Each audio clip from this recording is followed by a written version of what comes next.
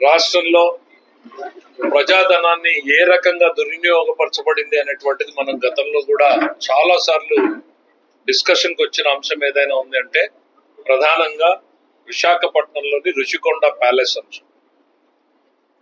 ఆ రోజున తెలుగుదేశం పార్టీ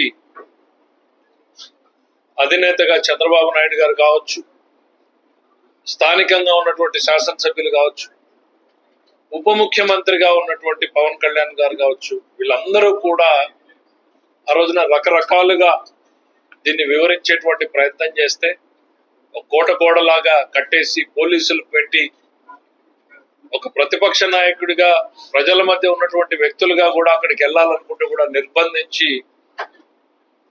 ఉన్నటువంటి కట్టడాలు ఏపీ టూరిజం డెవలప్మెంట్ కి సంబంధించినటువంటి రిసార్ట్ ని నామరూపాలు లేకుండా చేసి, ఆనవాళ్లు లేకుండా చేసి, వాటన్నింటి ప్లేస్ లో కొత్తవి కట్టేటువంటి దాని పేరుతో ఇంకో దగ్గర మొత్తం కట్టడం జరిగింది. ఎన్ని వైలేషన్స్ చేయాలో అన్ని వైలేషన్స్ చేశారు. దీని మీద స్థానికంగా ఉన్నటువంటి కార్పొరేటర్ కావచ్చు, మా శాసనసభ్యులు కావచ్చు, ప్రస్తుతం డిప్యూటీ స్పీకర్ కావచ్చు, రామకృష్ణ గారు కావచ్చు, అందరూ కూడా కోర్టులకు వెళ్ళారు, గ్రీన్ ట్రిబ్యునల్కి వెళ్ళారు. అనేక వివాదాలకు కేంద్ర బిందువుగా అయ్యి ప్రజల సొమ్ముకు బాధ్యతగా ఒక ట్రస్టీగా ఉండాల్సినటువంటి ప్రభుత్వ అధినేత స్వయంగా ప్రజల డబ్బుని దుర్వినియోగం చేయకుండా కాకుండా విలాసవంతమైనటువంటి ప్యాలెస్ నిర్మాణం చేసుకోవడం, అది కూడా మోసం చేసి ప్రజలను, కోర్టులను, అందరినీ మోసం చేసి వాళ్ళు ఇచ్చినటువంటి జీవోలు ఏంటి, రీడెవలప్మెంట్ ఆఫ్ రిసార్ట్స్ అన్నారు. అప్పటికి మనకు అక్కడ హరిత రిసార్ట్స్ ఉండేవి, వాటిని రీడెవలప్మెంట్ ఆఫ్ రిసార్ట్స్ అని చెప్పి ఫస్ట్ ఒక 92 crores కి జీవో ఇచ్చారు, తర్వాత 72 crores ఇచ్చారు. ఆ తర్వాత ఇట్లా జీవోల పేరుతో జీవోలు ఇచ్చుకుంటూ వెళ్ళి దాదాపు 450 crores, మీ అందరికీ తెలుసు, 450 కోట్ల రూపాయల ప్రజాధనాన్ని ఖర్చు పెట్టారు. ఏం పేరుతో పెట్టారు? Redevelopment of resort. కానీ అక్కడ కట్టిందేంటి?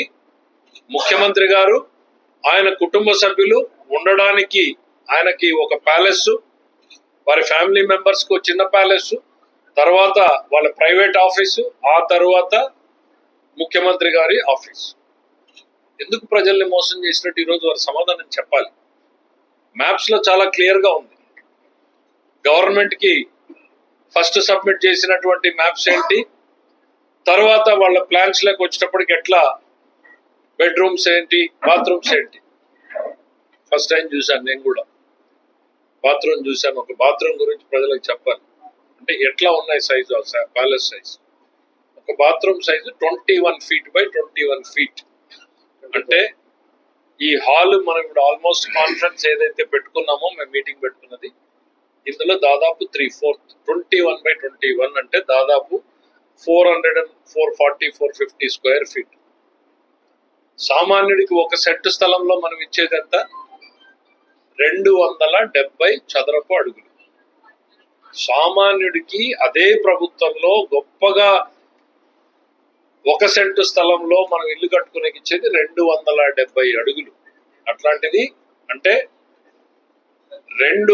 ఇద్దరు సామాన్యులకు సంబంధించినటువంటి ఇల్లు ఒక బాత్రూమ్ సైజు ఉంది. ప్రైవేట్ గా జగన్మోహన్ రెడ్డి గారు ఆయన సొంత డబ్బులు వెచ్చించి కట్టుకోవచ్చు, దానికి ఎవరికి అభ్యంతరం చెప్పలేదు. ఆయన డబ్బు ఆయన ఎట్లా ఖర్చు పెట్టి, కానీ ఇక్కడ ఖర్చు పెట్టింది ప్రజలకు సంబంధించినటువంటి సొమ్ము. అంటే లావిష్నెస్ ఏ స్థాయిలో ఉంది అనేటువంటిది. ఎందుకంటే ఇది చాలా సార్లు డిబేట్కి వచ్చినా కూడా మళ్ళీ ప్రజలకు చెప్పాల్సినటువంటి అవసరం ఉంది కాబట్టి చెప్తా ఉన్నాం. ఇవాళ అఫీషియల్స్ తో గతంలో మీటింగ్లు ఇచ్చారు, మళ్ళీ ఇవాళ ఇచ్చారు. అక్కడ పెట్టినటువంటి బాత్రూమ్ టబ్ ప్రైస్ విశాఖ వాసులకు తెలిసాము కానీ రాష్ట్రం మొత్తం తెలీదు. 12.5 లక్షలు ఏమో చేశారు ఒక టబ్ వాల్యూ. మన కమోడ్ వాల్యూ అంటే మనం టాయిలెట్కి వెళ్ళే కమోడ్ వాల్యూ 5-5.5 లక్షల రూపాయలు. అంటే ఒక 4-5 అంశాలు ఎందుకు చెప్తున్నానంటే అక్కడ ఉన్నటువంటి లావిష్నెస్ ఏ స్థాయిలో ఉంది. ఆ ఎంట్రీలోనూ అక్కడక్కడ కొన్ని డిజైన్స్ మార్బుల్తో వేశారు. ఏంటయ్యా వీటి పరిస్థితి ఏంటంటే 6,450 రూపాయలు చదరపు అడుగు 1 feet by 1 feet వేయడానికి 6,450 రూపాయల ఖరీదు. అంటే మీరు లెక్కేయండి, ఒక 100 అడుగులు వేయాలంటే ఎంత ఉంటుంది. That's the kind of lavishness.